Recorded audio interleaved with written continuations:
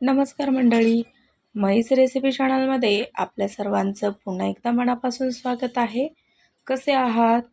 आज आपण अगदी सोपी आणि हेल्दी अशी आणि झटपट अगदी कमी वेळात अशी होणारी एक युनिक अशी रेसिपी बघणार आहोत.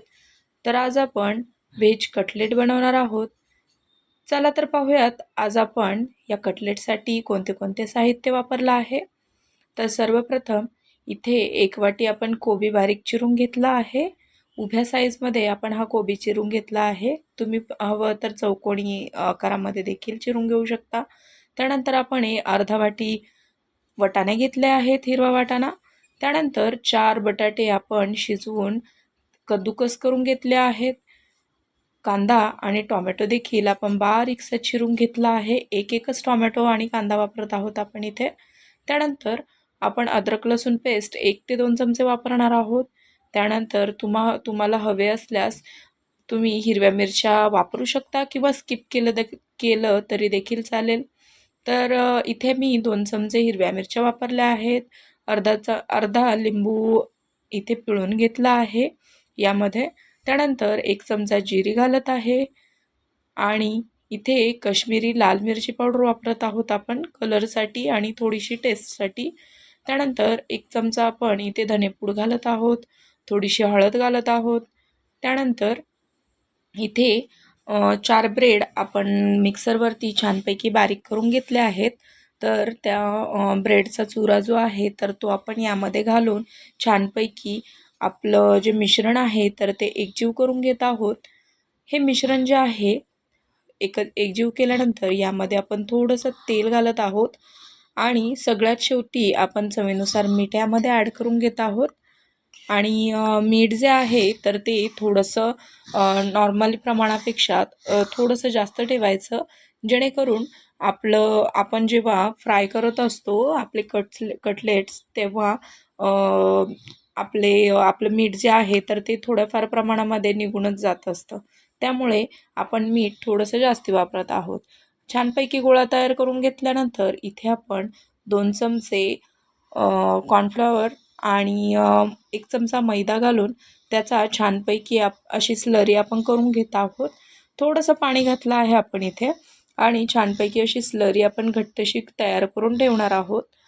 त्यानंतर ही स्लरी तयार झाली की त्यानंतर इथे आपण तांदळाचं पीठ घेतलं आहे. इथे जर तुम्हाला हवं असेल तर तुम्ही ब्रेड क्रम्स वापरू शकता. कोणी शेवया वापरतं बारीकवाल्या. तुम्हाला जे हवे असेल तर ते तुम्ही कोटिंग करू शकता.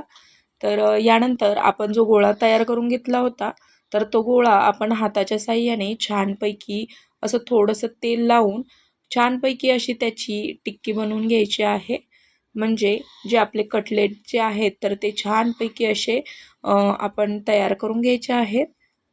इथे तुम्ही पाहू शकता सर्व भाज्या यामध्ये आल्या आहेत आणि छानपैकी अशी आपण ही कटलेटची टिक्की करून घेतलेली आहे.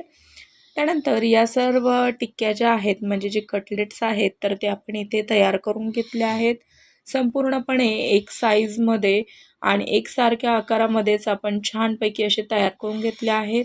चीजचे क्यूब देखील मी इथे छानपैकी बारीक चॉप करून घेतले आहेत. तर हे चीजचे क्यूब जे आहेत तर ते आपण अशा पद्धतीने मध्ये ठेवून छानपैकी असे त्याच्या भोवती राऊंड शेपमध्ये तयार करून घेणार आहोत आपण. तुम्हाला जर हवं असेल तर तुम्ही टाकू शकता किंवा नाही टाकलं, नुसती जी आपली कटलेट आपण तयार करून घेतली आहे कटलेटची टिक्की तर तशी देखील तुम्ही फ्राय केली तरी देखील खूप छान चव देते. परंतु चीज थोडंसं घातल्यामुळे आपल्या कटलेट्सला अजूनच खूप छान चव येत असते. त्यानंतर आपण छानपैकी सर्व चीज घालून या टिक्क्या तयार करून घेतल्या आहेत, कटलेट तयार करून घेतले आहेत. त्यानंतर आपण जी स्लरी तयार करून घेतली आहे तर या स्लरीला छानपैकी प्रत्येक वेळेस ढवळत आपण जी आपले कटलेट आहेत त्यामध्ये डीप करून घेणार आहोत, जेणेकरून आपण जे कोटिंगचं मटेरियल तयार करून ठेवलं आहे तांदळाच्या पिठाचं तर ते त्याच्यावरती छानपैकी कोट होईल आणि आपले कटलेट जे आहेत ते छानपैकी कुरकुरीत होतील. आणि त्यानंतर आपण तांदळाच्या पिठामध्ये अशा पद्धतीने खालीवरी छानपैकी तांदळाचं पीठ कोटिंग करून घेणार आहोत। तुम्ही पाहू शकता की छानपैकी आपण ही कोटिंग तयार करून घेत आहोत। अशाच पद्धतीने सर्व कटलेट जे आहेत तर ते आपण तयार करून घेणार आहोत। तर इथे आपण कढईमध्ये थोडंसं तेल ठेवलं आहे। तर ते तेल थोडंसं गरम झालं की आपले जे कटलेट आहेत तर त्याला आपण शॅलो फ्राय करण्यासाठी या तेलामध्ये सोडणार आहोत। तर आपल्या गॅसची फ्लेम जी आहे तर ती मीडियम ठेवायची आहे, जेणेकरून आपले कटलेट जे आहे तर ते आतपर्यंत व्यवस्थित भाजले जातील आणि छानपैकी आपले कटलेट मस्तपैकी भाजल्यामुळे आपल्या भाज्या ज्या आहेत त्या देखील आतल्यात शिजल्या जातील व्यवस्थित। त्यानंतर उलटसुलट करून 10 मिनटं एका साईडनी आणि 10 मिनटं दुसऱ्या साईडनी अशा पद्धतीने आपले कटलेट जे आहेत तर ते आपण छानपैकी शॅलो फ्राय करून घेणार आहोत। आणि तुम्ही पाहू शकता की अगदी छानपैकी आपले कटलेट जे आहेत तर ते कलर चेंज करत आहेत आणि आपण जो फूड कलर वापरला होता यामध्ये तर त्यामुळे आपले कटलेट्स जे आहेत तर ते छानपैकी कलरमध्ये दिसत आहेत। तर त्यामुळे तुम्ही फूड कलर वापरू शकता किंवा नाही वापरलं तरी देखील चालेल, कारण आपण काश्मीरी लाल मिरची पावडर वापरत असतो। तर त्या काश्मीरी लाल मिरची पावडरने देखील छानपैकी चव येत असते आपल्या जे आपण काही पदार्थ बनवत असतो। चव तर येते परंतु आपल्या पदार्थांना कलर देखील खूप छान येत असतो। तर अशा पद्धतीने आपण इथे कटलेट्स तुम्ही पाहू शकता की खूप छानपैकी असे फ्राय झाले आहेत आणि छानपैकी आपले कटलेट्स इथे बनून तयार झाले आहेत। तर तुम्ही पाहू शकता की अगदी छान असे फ्राय झाल्यामुळे आणि तुम्ही पाहू शकता की त्याचं टेक्स्चर देखील खूप छान असं आलेलं आहे आणि खूप छान असं कुरकुरीत असे आपले हे कटलेट तयार झालेले आहेत, तुम्ही पाहू शकता। तर हे कटलेट्स जे आहेत तर तुम्ही हिरव्या चटणीसोबत किंवा सॉससोबत किंवा इवन तुम्ही नाश्त्याला मुलांच्या टिफिनसाठी देखील हे बनवून